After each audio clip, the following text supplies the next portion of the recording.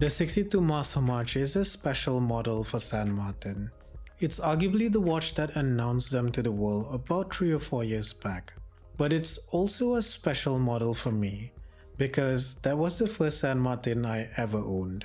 So when San Martin announced 2 budget models a few months back, they got a lot of people, including me, very excited. One of those models is their BB Pro Homage I reviewed a couple of weeks back. I was really impressed by that watch, so I had high expectations coming into this one. Will San Martin hit another home run with the 62 Mass Homage? Let's find out. Perhaps the most notable difference from the earlier 62 Mass model is the case size. The case here comes in at 39mm, and the overall package is just a bit smaller. I reviewed the 41mm version a couple of years back. The biggest issue I had with that was the fit. It just looked and wore too big for me. The smaller dimensions here look and wear much better than that one did. The case design itself looks quite utilitarian, but that's very much in line with the watch this is homaging. You don't get any chamfers or complex alternating finishes, but it still lives up to San Martin's usual high standards. The brushwork looks fine and consistent, and those polished sides look really clean. Speaking of clean, the case back is completely sterile. Fortunately, the side of this case looks much better than the back. The steep downturn at the lugs gives it a sleek profile, and it also helps it sit better on the wrist. The sign crown is nicely sized and it has a good grip, so it's quite easy to screw it in and out of the case. Moving on to the bezel, you get a ceramic insert with fully graduated minute markers. I love how they use grey instead of white paint for the markers. It makes the whole watch look a bit less busy. The bezel action itself is rock solid. It has the perfect amount of resistance and there's absolutely no backplay. The 120 clicks sound solid and defined, but they're also super loud.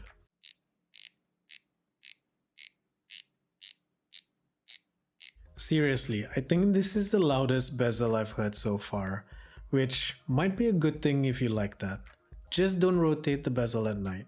Your wife will know you're playing with your watches instead of finishing that work you told her you'd be doing.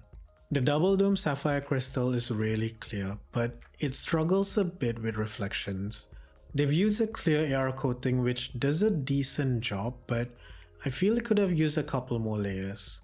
I think it looks fine in certain angles, but most of the time, I see a reflection of my face on that crystal. Moving on to the dial, it's a gorgeous sunburst grey that has tons of light play. If you're not boring like me, they also have 2 other dials with a bit more color. Those look gorgeous too, but for me, a 62 Mass Homage needs to have a sunburst grey dial. I guess I'm a traditionalist. All the indices are applied and they're filled with tons of lume.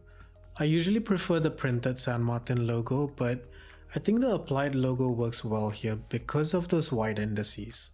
It doesn't overpower the dial as much compared to how it looks like on some of the other watches. The date cutout is also nicely sized and it gives a good balance to the dial. The handset on this watch looks very high quality. They're chunky and well proportioned, and the polishing looks really well done. Those bevel edges give it an elegant look, but they're also quite functional.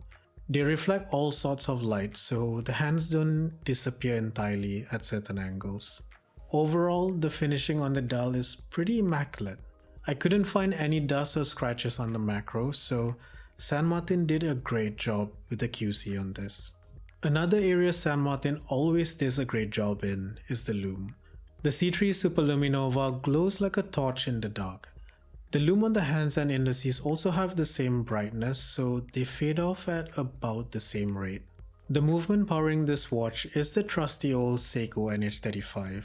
It's a robust movement that just works and it usually keeps great time. I say usually because the unit on this watch ran a bit slower than I'd like. That's still within Seiko's tolerances, but I prefer my movements to run fast instead of slow. On the plus side, it's fairly easy to regulate or even replace this movement entirely, so this isn't really a huge issue for me. But I do have an issue with this bracelet.